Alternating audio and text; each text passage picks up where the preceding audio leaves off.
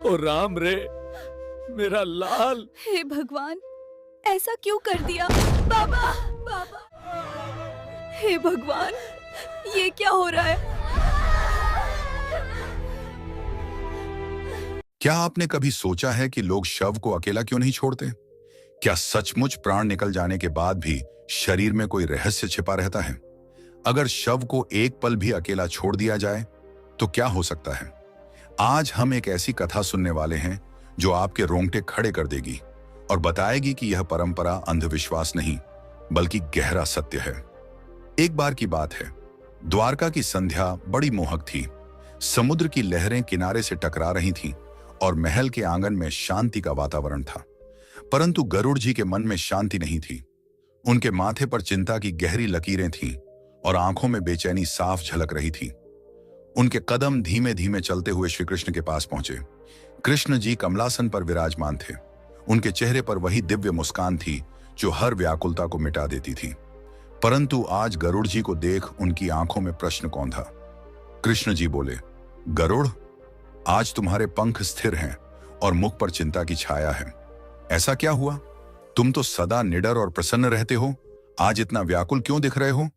गरुड़ जी बोले, प्रभु, यह सच है कि मैं निडर हूं, परंतु एक प्रश्न मेरे भीतर तूफान की तरह उठ रहा है। मैंने कई बार इस विचार को मन से निकालना चाहा, पर यह हर बार लौट आता है। कृष्ण जी बोले, गरुड़, तुम्हारे प्रश्न मेरे लिए कोई बोझ नहीं है, वे तो सत्य के द्वार खोलने का साधन है। बताओ, क्या जानना चाहते हो? गरुड़ जी बोले, प्रभु, जब कोई मनुष्य मर जाता है तो लोग कहते हैं कि उसके शव को कभी अकेला नहीं छोड़ना चाहिए। मैं समझ नहीं पाता क्यों जब प्राण निकल जाते हैं तो वह देह केवल मिट्टी का पुतला रह जाती है। फिर उस निर्जीव शरीर से भय किस बात का है? लोग उसे अकेला क्यों नहीं छोड़ते? कृष्ण जी की मुस्कान एक क्षण में गंभीरता में बदल गई। उनकी आंखें सागर की तरह गहरी और शांत हो गईं। वे कुछ पल मौन रहे, मानो भीतर किसी गूढ़ रहस्य को टटोल रहे हों। फिर धीरे धीरे बोले। कृष्ण जी बोले, गरुड़, तुम्हारा प्रश्न साधारण नहीं है। यह मृत्यु के उस रहस्य को छूता है जिसे बहुत कम लोग समझते हैं। प्राण निकलने के बाद भी देह पूरी तरह रिक्त नहीं हो जाती। वह एक ऐसा द्वार बन जाती है जिससे न केवल आत्मा की यात्रा होती है बल्कि अदृश्य शक्तियां भी आकर्षित होती हैं। गरुड़ जी की आंखें विस्मय से फैल गईं। वे श्री कृष्ण के ओर निकट खिसक आए। गरुड़ जी बोले, प्रभु, क्या आप कह रहे हैं कि शव मात्र शरीर नहीं रह जाता, उसमें कोई अदृश्य शक्ति सक्रिय रहती है? कृष्ण जी बोले, हाँ गरुड़, मृत्यु के बाद कुछ समय तक आत्मा देह के समीप बनी रहती है। उस समय उसका बंधन बहुत नाजुक होता है। यही कारण है कि शास्त्र कहते हैं शव को अकेला न छोड़ा जाए, क्योंकि उस समय एक अदृश्य आकर्षण उत्पन्न होता है और वही आकर्षण ऐसी शक्तियों को बुला सकता है जो जीवितों के लिए विनाशकारी हैं। कृष्ण जी की यह बात सुनकर गरुड़ जी का मन और अधिक व्याकुल हो उठा। वे सोच में पड़ गए, आखिर ऐसा क्यों होता है? कौन सी शक्तियां उस देह को अपनी ओर खींचती हैं? कृष्ण जी बोले, गरुड़, यदि तुम यह जानना चाहते हो तो मैं तुम्हें एक कथा सुनाऊंगा। एक ऐसी कथा जो इस रहस्य को उजागर करेगी लेकिन साथ ही तुम्हें हिला भी देगी। कृष्ण जी की आंखों में चमक और गंभीरता का संगम था। गरुड़ जी ने श्रद्धा से सिर झुका दिया। गरुड़ जी बोले, प्रभु, मैं तैयार हूं, कृपा कर मुझे वह कथा सुनाइए। कृष्ण जी हल्के से मुस्कुराए, पर उनकी मुस्कान के पीछे एक गूढ़ रहस्य छिपा था। कृष्ण जी बोले, तो सुनो गरुड़, क्यों शव को अकेला नहीं छोड़ा जाता है? और इसके साथ ही वातावरण में एक अजीब सन्नाटा फैल गया, मानो प्रकृति भी उस रहस्य को सुनने के लिए थम गई हो। आगे कृष्ण जी बोले, गरुड़, एक समय की बात है, गंगा के किनारे एक नगर बसा था। यह नगर धन धान्य से संपन्न था। लोग धार्मिक भी थे, परंतु धीरे धीरे उनमें दिखावा और लालच घर करने लगा था। धर्म का बाहरी प्रदर्शन था, लेकिन भीतर से मनुष्य अपने कर्मों से दूर होते जा रहे थे। गरुड़ जी ध्यान से सुन रहे थे। कृष्ण जी ने आगे कहना शुरू किया। कृष्ण जी बोले, उसी नगर में एक धनी व्यापारी रहता था। वह धन का अत्यंत लोभी था। उसने जीवन भर सिर्फ सोना, चांदी और जमीनें इकट्ठा की, परंतु धर्म कर्म की ओर उसने कभी ध्यान नहीं दिया। मृत्यु अटल है और एक दिन अचानक बीमारी ने उसे घेर लिया। चिकित्सक आए, मंत्रोच्चार हुआ, लेकिन उसका प्राण धीरे धीरे शरीर को छोड़ने लगा। नगर में हलचल मच गई। व्यापारी बड़ा प्रतिष्ठित था, जब उसका देहांत हुआ तो पूरा नगर शोक में डूब गया। उसके घर के बाहर लोगों की भीड़ उमड़ पड़ी। स्त्रियां रोने लगीं, पुरुष शोक में सिर झुकाए खड़े रहे। सब ये सोच रहे थे कि इतने धनी व्यक्ति का अंत ऐसा होगा, किसी ने सोचा भी न था। कृष्ण जी बोले, व्यापारी के परिवार ने अंतिम संस्कार की तैयारी शुरू की। श्मशान तक ले जाने की व्यवस्था हो रही थी, परंतु गरुड़, वहीं एक गलती हुई जो नगर के लिए अभिशाप बन गई। गरुड़ जी बोले, कैसी गलती प्रभु? कृष्ण जी बोले, उस व्यापारी का शव रात को अकेला छोड़ दिया गया। लोग थक चुके थे, परिवार वाले भी रो रो कर चूर हो गए। उन्होंने सोचा सुबह होते ही अंतिम संस्कार करेंगे। इस बीच शव को एक कक्ष में रखकर सब विश्राम करने चले गए। आधी रात का समय था। आकाश में गहरे बादल छा गए। अचानक नगर में अजीब सी हवा चलने लगी। जो दीपक शव के पास जल रहे थे वे एक एक कर बुझने लगे। पूरा कक्ष अंधकार में डूब गया। उस अंधकार में व्यापारी का शव अकेला पड़ा रहा। कक्ष में सन्नाटा इतना गहरा था कि पत्तों की खड़खड़ाहट भी डरावनी लगती थी। तभी वहां से गुजरने वाले एक पहरेदार की नजर उस कमरे पर पड़ी। उसने देखा कि शव जिस पलंग पर रखा था उसके आसपास हल्की सी धुंध फैल रही है। वह धुंध किसी साधारण धुएं जैसी नहीं थी, उसमें एक अजीब सी ठंडक थी। पहरेदार घबरा कर वहीं खड़ा रह गया। उसकी सांसें तेज हो गईं। उसने देखा कि शव की बंद आंखें अचानक थोड़ी सी फड़कीं और उसके चेहरे पर एक भयावह छाया सी दौड़ गई। कृष्ण जी ने गंभीर स्वर में कहा, सुबह जब परिवार वाले कमरे में पहुंचे तो सबके होश उड़ गए। व्यापारी का शव वहीं पड़ा था, लेकिन उसकी आंखें पूरी तरह खुली हुई थीं। चेहरा ऐसा लग रहा था मानो मृत्यु के बाद भी किसी अदृश्य शक्ति ने उस पर कब्जा कर लिया हो। गरुड़ जी कांप उठे। वे बोले, प्रभु, यह कैसे संभव है? प्राण निकलने के बाद भी शव की आंखें खुली? क्या कोई शक्ति उस शरीर के भीतर उतर आई थी?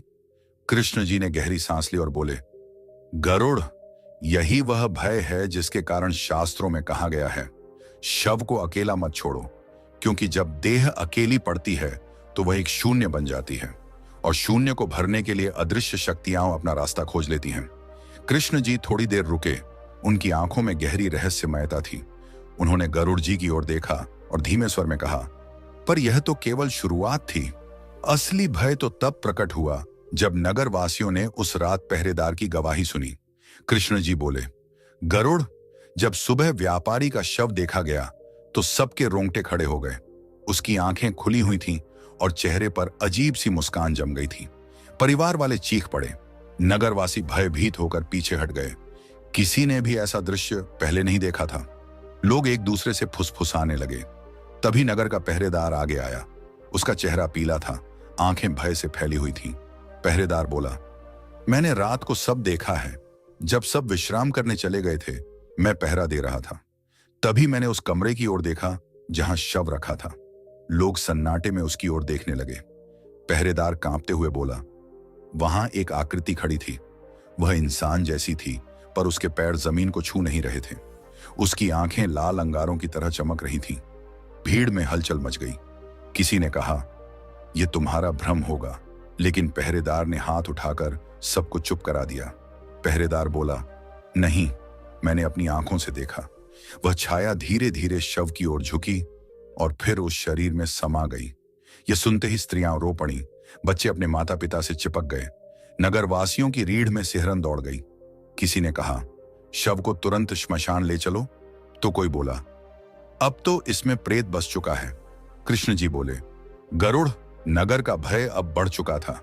लोग सोच रहे थे कि यह शव अब साधारण नहीं रहा, यह किसी अदृश्य शक्ति का आश्रय बन गया है। गरुड़ जी ने चिंतित होकर पूछा, प्रभु, क्या उस छाया ने सचमुच शव को अपना बना लिया था? कृष्ण जी गंभीर स्वर में बोले, हां गरुड़, यही कारण है कि उस रात के बाद नगर में अजीब घटनाएं शुरू हुईं। घटनाएं जिन्होंने पूरे नगर को संकट में डाल दिया। कृष्ण जी बोले, गरुड़, उस व्यापारी का शव अब साधारण नहीं रहा था। उसमें अदृश्य छाया बस चुकी थी, और जब किसी शरीर में ऐसी शक्ति प्रवेश करती है तो उसका असर केवल शव तक सीमित नहीं रहता, पूरा नगर उसकी छाया से घिरने लगता है। उस दिन से अजीब घटनाएं शुरू हो गईं। रात को बच्चों के रोने की आवाजें सुनाई देने लगीं, जबकि वे गहरी नींद में सो रहे होते। घरों के कोनों से अजीब सी फुसफुसाहट सुनाई देती, जैसे कोई अनदेखी जुबान मंत्र बुदबुदा रही हो। कुओं से अचानक हंसी की गूंज निकलती और आंगन में रखा दीपक अपने आप बुझ जाता। लोग डर के मारे घरों से बाहर निकलने से कतराने लगे। परिवारजन शव को जल्दी से जल्दी श्मशान ले जाना चाहते थे। उन्होंने शव को चिता पर रखा, अग्नि प्रज्वलित करने की कोशिश की, पर अचरज यह कि हर बार आग खुद ब खुद बुझ जाती। 3 बार उन्होंने प्रयास किया, तीनों बार वही हुआ। लोग एक दूसरे का मुंह देखने लगे। गरुड़ जी ने आश्चर्य से पूछा, प्रभु, अग्नि क्यों नहीं जली? क्या वह छाया अग्नि को भी रोक रही थी? कृष्ण जी बोले, हाँ गरुड़, जब प्रेत किसी देह में समा जाता है तो वह उसे अपना आधार बना लेता है। तब तक वह शक्ति उस शरीर को छोड़ती नहीं जब तक कोई उसे रोकने वाला ना हो। नगर में भय का वातावरण घना हो गया। लोग फुसफुसाने लगे, यह शव अब साधारण नहीं है, इसमें प्रेत का निवास है। और फिर अजीब घटनाएं बढ़ने लगी। कभी किसी के आंगन में अपने आप बर्तन गिरने लगते, कभी घर की छत से पांवों की आहट आती जबकि ऊपर कोई न होता। स्त्रियां कहने लगीं कि रात को किसी ने उनके कानों में अजीब शब्द फुसफुसाए। बच्चे डर के मारे मां की गोद से चिपक कर रोने लगते। धीरे धीरे नगर की बीमारियां भी बढ़ गईं। लोग बिना कारण बीमार पड़ने लगे। डॉक्टर और वैद्य हैरान थे कि अचानक पूरे नगर में बुखार और कमजोरी क्यों फैल रही है। कृष्ण जी बोले, गरुड़, लोग समझ गए कि यह सब उसी शव और उसमें समाई छाया के कारण हो रहा है। नगर के मुखिया ने सभा बुलाई। लोग कांपते हुए बोले, इस संकट से हमें कोई साधक ही बचा सकता है, कोई ऐसा जो प्रेत विद्या जानता हो। गरुड़ जी ने अधीर होकर पूछा, प्रभु, क्या तब किसी ने तांत्रिक को बुलाया? कृष्ण जी ने गंभीर स्वर में सिर हिलाया। हाँ गरुड़, नगर की दहशत इतनी बढ़ गई थी कि उन्होंने एक वृद्ध तांत्रिक को बुलाने का निश्चय किया, लेकिन वह जो कहेगा उसने सबके दिल दहला दिए। कृष्ण जी बोले, गरुड़, नगरवासी भय से कांप उठे थे। हर घर में अशांति थी। शव चिता पर जाकर भी अग्नि स्वीकार नहीं कर रहा था। ऐसी स्थिति में लोग समझ गए कि यह सामान्य घटना नहीं। तभी नगर के मुखिया ने कहा, अब हमें किसी साधक, किसी तांत्रिक की शरण लेनी होगी। लोग सहमति में सिर हिलाने लगे। संदेशवाहक तत्काल पास के गांव की ओर भेजा गया, जहां एक वृद्ध तांत्रिक तपस्या में लीन रहता था। उसका नाम था भैरवनाथ। कहा जाता था कि वह जन्म से ही प्रेत विद्या का झाता है। जो कार्य देवता भी टाल दें, उसे भैरवनाथ अपने मंत्रों और साधना से साध लेता है। संध्या के समय जब नगर में अंधेरा घिर रहा था, तभी नगर के द्वार से वह वृद्ध तांत्रिक प्रवेश करता है। उसके लंबे जटाजूट के बाल, माथे पर भभूत की मोटी परत और हाथ में त्रिशूल देखकर लोग कांप गए। उसकी आंखें लाल थीं, पर उनमें गहन ज्ञान और अटूट साहस झलकता था। लोग उसे घेर कर रोते हुए कहने लगे, महाराज, नगर पर संकट है। शव प्रेत के वश में हो गया है। अग्नि उसे स्वीकार नहीं करती। कृपा करके हमें बचाइए। भैरवनाथ ने गंभीर स्वर में कहा, मैं सब जानता हूं। जब से शव अकेला छोड़ा गया, तभी यह प्रेत उस पर अधिकार कर चुका है। अब यह केवल मृत देह नहीं रहा, यह एक पात्र है, प्रेत का पात्र।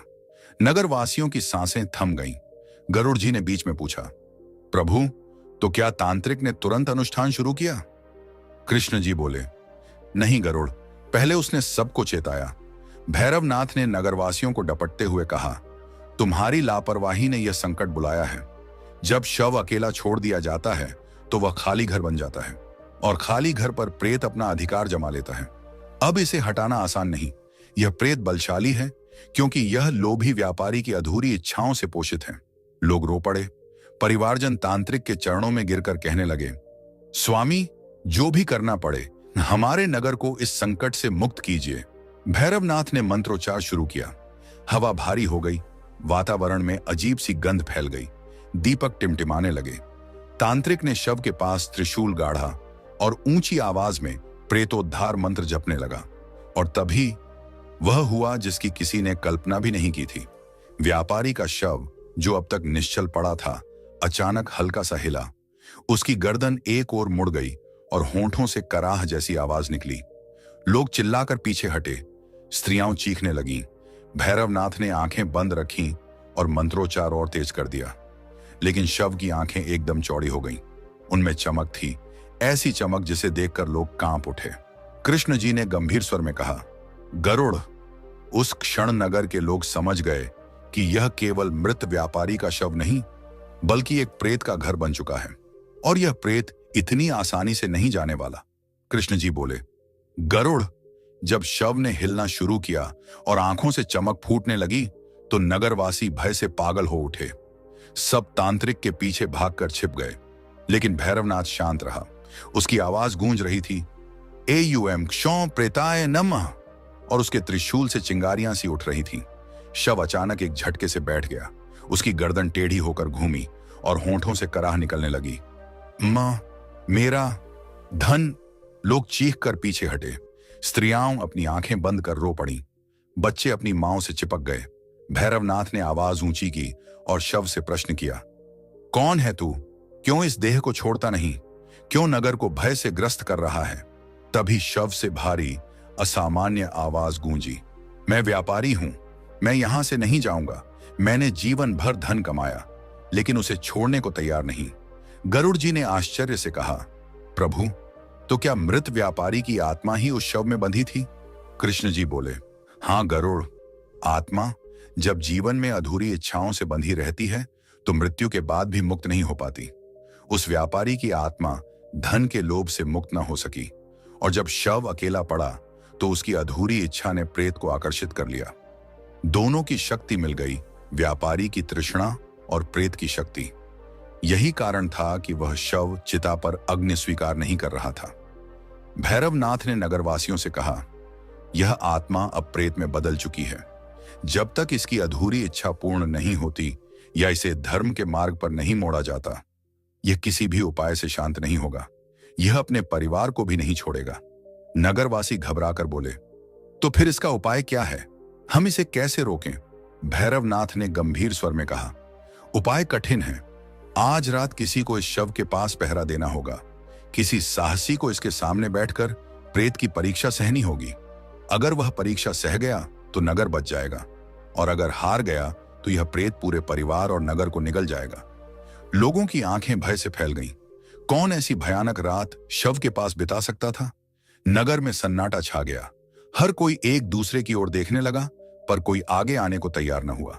कृष्ण जी ने धीमे स्वर में कहा, गरुड़, यही वह क्षण था जब व्यापारी के परिवार को समझ आया कि संकट से मुक्ति केवल बलिदान से ही संभव है, और इस बलिदान के लिए कौन आगे आएगा? यह निर्णय नगर को हिला देने वाला था। कृष्ण जी बोले, गरुड़, जब तांत्रिक ने कहा कि शव के पास पूरी रात किसी को पहरा देना होगा तो पूरा नगर सहम गया।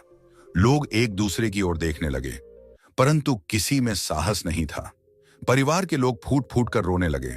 व्यापारी की पत्नी बोली, हमारा क्या दोष है? हमने तो कभी किसी का बुरा नहीं किया। यह अभिशाप हमें क्यों झेलना पड़ रहा है?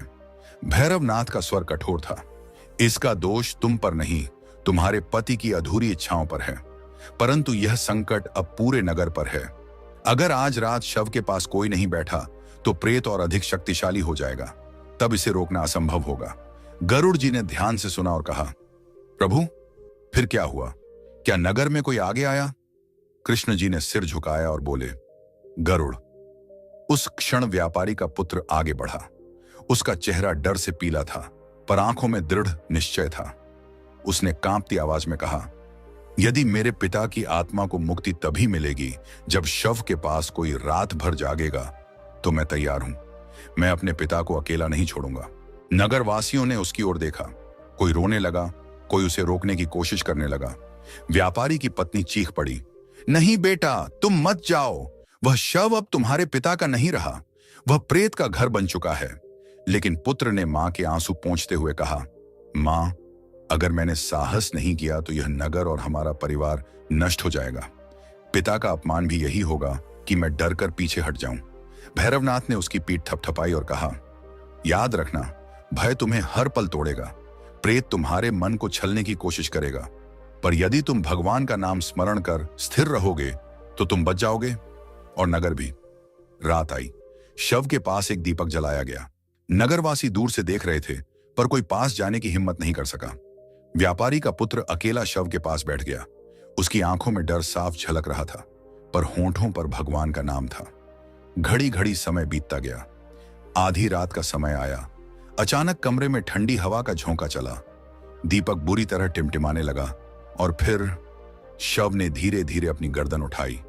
उसकी आंखें चमक रही थीं, होंठ हिले और गहरी डरावनी आवाज गूंजी, पुत्र।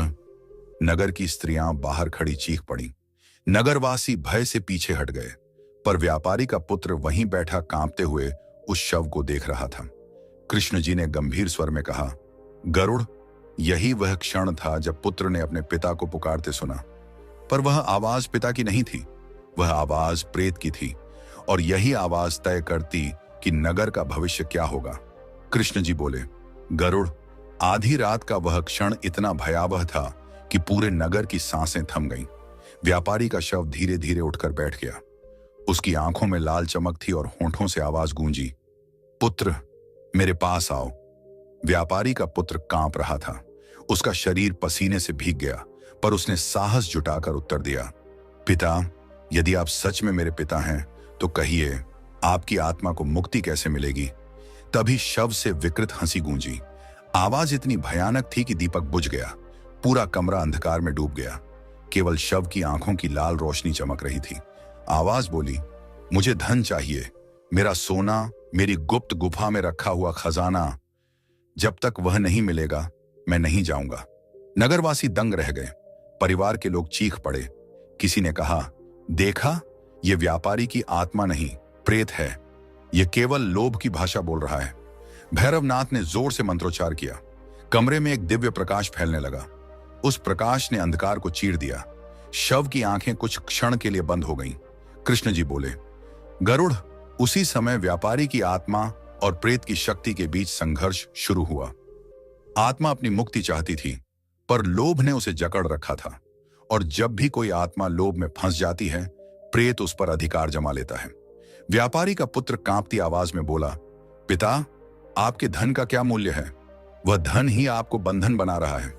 छोड़ दीजिए इसे और प्रभु का नाम लीजिए।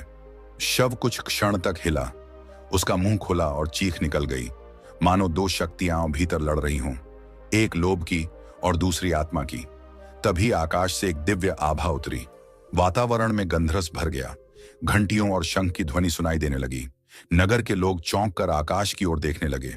वहां एक तेजस्वी प्रकाश दिखाई दिया। कृष्ण जी बोले, गरुड़, वह क्षण केवल नगरवासियों के लिए नहीं, बल्कि पूरे नगर के इतिहास के लिए अद्वितीय था। उस दिव्य प्रकाश ने कमरे को आलोकित कर दिया। व्यापारी का पुत्र रोते हुए भगवान का नाम ले रहा था, और उस नाम के प्रभाव से प्रेत की शक्ति कमजोर पड़ने लगी। शव ने जोर से चीख मारी और फिर जमीन पर गिर पड़ा। उसकी आंखों की लाल चमक बुझ गई। दीपक अपने आप फिर से जल उठा। गरुड़ जी की सांसें थम गईं। गरुड़ जी बोले, प्रभु, तो क्या उस दिव्य आभा ने नगर को बचा लिया? कृष्ण जी ने रहस्यमयी मुस्कान के साथ कहा, गरुड़, आभा ने केवल एक संकेत दिया था। असली परीक्षा अभी भी बाकी थी, क्योंकि आत्मा का बंधन पूरी तरह टूटा नहीं था, और जब तक वह बंधन न टूटे, शांति संभव नहीं। कृष्ण जी बोले, गरुड़, दिव्य प्रकाश के उतरने से प्रेत की शक्ति क्षीण हो गई थी। शव निश्चल पड़ा था, पर नगरवासी अब भी भयभीत खड़े थे। व्यापारी का पुत्र आंसुओं से भीगा हुआ भगवान का नाम जप रहा था। इसी क्षण नगर को यह बताना आवश्यक हो गया कि शव को अकेला क्यों नहीं छोड़ा जाता। गरुड़ जी बोले, प्रभु, कौन सा सत्य? कृष्ण जी ने गंभीर स्वर में उत्तर दिया, जब किसी का प्राण निकलता है, तब उसका शरीर केवल मिट्टी नहीं होता। उस समय आत्मा और देह के बीच एक सूक्ष्म डोर बनी रहती है। यह डोर बहुत नाजुक होती है, परंतु पूरी तरह टूटी नहीं होती। उसी समय शव एक ऐसा द्वार बन जाता है जिसे देख अदृश्य शक्तियां आकर्षित होती हैं। गरुड़ जी की आंखें विस्मय से फैल गईं। गरुड़ जी बोले, तो शव के पास पहरा रखने का कारण यही है प्रभु? कृष्ण जी बोले, हाँ गरुड़, जब शव अकेला छोड़ दिया जाता है तो वह शून्य में बदल जाता है, और शून्य कभी खाली नहीं रहता। उस शून्य को भरने के लिए प्रेत, पिशाच और नकारात्मक शक्तियां दौड़ पड़ती हैं। वे शव को अपना आश्रय बना लेती हैं। यही कारण है कि शास्त्रों में कहा गया है, शव को अकेला मत छोड़ो। कृष्ण जी ने आगे कहा, गरुड़, आत्मा मृत्यु के बाद भी अपने आसपास भटकती है। वह तभी शांति पाती है जब आसपास भजन, मंत्र और धर्म का वातावरण हो। पर यदि शव अकेला पड़ा हो, अंधकार में हो, तो आत्मा असुरक्षित हो जाती है, और तभी प्रेत जैसी शक्तियां उसे अपने वश में ले लेती हैं। गरुड़ जी ने भयभीत होकर पूछा, प्रभु, तो क्या हर शव के साथ ऐसा खतरा रहता है? कृष्ण जी बोले, हर बार नहीं गरुड़। जो आत्माएं धर्म से जुड़ी होती हैं, जिनके कर्म शुद्ध होते हैं, वे तुरंत परमात्मा के मार्ग पर बढ़ जाती हैं। पर जो आत्माएं लोभ, मोह और अधूरी इच्छाओं से बंधी होती हैं, उनका बंधन टूटा नहीं होता और ऐसे ही शव सबसे बड़ा आकर्षण बनते हैं प्रेत शक्तियों के लिए। नगरवासी अब समझ गए थे कि उनके साथ जो घटित हुआ वह क्यों हुआ। व्यापारी के लोभ ने ही उसकी आत्मा को रोक रखा था और शव को अकेला छोड़ देने की भूल ने प्रेत को अवसर दे दिया। कृष्ण जी बोले, गरुड़, यही सत्य है। शव केवल मिट्टी का ढेर नहीं, वह एक पुल है, आत्मा और अदृश्य लोक के बीच का पुल। जब तक वह पुल सुरक्षित न किया जाए तब तक कोई भी बुरी शक्ति उस पर अधिकार कर सकती है। इसलिए शास्त्रों ने कहा है, शव को अकेला मत छोड़ो। मंत्रोच्चार और दीपक ही वह ढाल हैं जो आत्मा की रक्षा करते हैं। गरुड़ जी का हृदय भर आया। उन्होंने हाथ जोड़ते हुए कहा, प्रभु, अब मैं समझ गया। जो बात मुझे केवल अंधविश्वास लगती थी वह वास्तव में एक गहरा रहस्य है। कृष्ण जी ने हल्की मुस्कान के साथ कहा, गरुड़, सत्य कभी अंधविश्वास नहीं होता। वह केवल तब तक रहस्य रहता है जब तक उसे समझा न जाए, और आज तुमने उस रहस्य को जान लिया। दोस्तों, मृत्यु यह ऐसा शब्द है जिसे सुनते ही मनुष्य कांप उठता है, लेकिन सत्य यही है कि मृत्यु जीवन का सबसे बड़ा यथार्थ है। हम सब जानते हैं कि जन्म लिया है तो एक दिन मृत्यु भी निश्चित है, पर सवाल यह है कि मृत्यु के बाद क्या होता है? शव को क्यों अकेला नहीं छोड़ना चाहिए? आत्मा कहां जाती है? और श्मशान की परंपराएं इतनी सख्त क्यों रखी गई हैं? पहला सत्य, शव अकेला क्यों नहीं छोड़ते? मृत्यु के बाद कुछ समय तक आत्मा देह के आसपास रहती है। उस समय शरीर केवल मिट्टी नहीं होता, बल्कि वह एक सूक्ष्म द्वार बन जाता है। यदि शव अकेला छोड़ दिया जाए तो वह शून्य में बदल जाता है, और शून्य कभी खाली नहीं रहता। प्रेत, पिशाच और नकारात्मक शक्तियां उसी शून्य को भरने दौड़ पड़ती हैं। इसलिए हमारे शास्त्रों ने कहा, शव के पास दीपक जलाओ, मंत्रोच्चार करो और पहरा रखो। यह केवल परंपरा नहीं, बल्कि आत्मा की रक्षा का विज्ञान है। दूसरा सत्य, आत्मा का मार्ग, आत्मा कभी नष्ट नहीं होती। शरीर पंच तत्व में मिल जाता है, लेकिन आत्मा अपने कर्मों के अनुसार अगले लोक की यात्रा करती है। जिसने धर्म, भक्ति और सत्कर्म किए, उसकी आत्मा प्रकाश की ओर बढ़ती है। जिसने लोभ, मोह और पाप में जीवन बिताया, उसकी आत्मा भटकती है और प्रेत के रूप में फंस जाती है। तीसरा सत्य, श्मशान का रहस्य। दोस्तों, आप सोचते होंगे कि श्मशान में मंत्रोच्चार और दीपक क्यों जलाए जाते हैं? श्मशान केवल शव जलाने की जगह नहीं, बल्कि आत्मा के अंतिम संस्कार का द्वार है। वहां का हर नियम आत्मा को दिशा देने के लिए है। दीपक आत्मा के मार्गदर्शन का प्रतीक है। मंत्रोच्चार आत्मा को शक्ति देते हैं और बुरी शक्तियों को दूर रखते हैं। और शव को अकेला न छोड़ने का नियम आत्मा को सुरक्षित रखने के लिए है। चौथा सत्य, मृत्यु का भय। मृत्यु का भय केवल उन लोगों को होता है जो जीवन में अधूरी इच्छाओं और पाप से बंधे होते हैं। जिसने धर्म का पालन किया, जिसने दूसरों की भलाई की, जिसने प्रभु का नाम लिया, उसकी मृत्यु उत्सव बन जाती है। उसके लिए मृत्यु वस्त्र बदलने जैसी है। जैसे पुराना वस्त्र उतारकर नया पहनते हैं, वैसे ही आत्मा पुरानी देह छोड़कर नई यात्रा पर निकलती है। पांचवा सत्य, प्रेत क्यों बनते हैं? जब कोई व्यक्ति लोभ, मोह या अपूर्ण इच्छाओं से मरता है, तब उसकी आत्मा मुक्त नहीं हो पाती। वह देह और संसार से चिपकी रहती है। ऐसे ही आत्माएं प्रेत बन जाती हैं। इसीलिए जीवन में धर्म और संतोष सबसे बड़े रक्षक हैं। दोस्तों, यह रही वह रहस्यमयी कथा और उसके पीछे छुपा गूढ़ सत्य। अब आप समझ गए होंगे कि शव को अकेला क्यों नहीं छोड़ा जाता और मृत्यु वास्तव में क्या संदेश देती है। अगर आपको यह कथा ज्ञानवर्धक और रोचक लगी हो तो वीडियो को लाइक जरूर करें। अपनी राय और प्रश्न हमें कमेंट में लिखें। और अगर आप भी श्री कृष्ण से प्रेम करते हैं तो कमेंट बॉक्स में एक साथ लिखिए, जय श्री कृष्ण। ऐसे ही रहस्यमयी और गूढ़ ज्ञान से भरे वीडियो पाने के लिए हमारे चैनल को सब्सक्राइब करना मत भूलना। और हाँ, बेल आइकॉन दबाइए ताकि नया वीडियो आते ही सबसे पहले आप तक पहुंचे।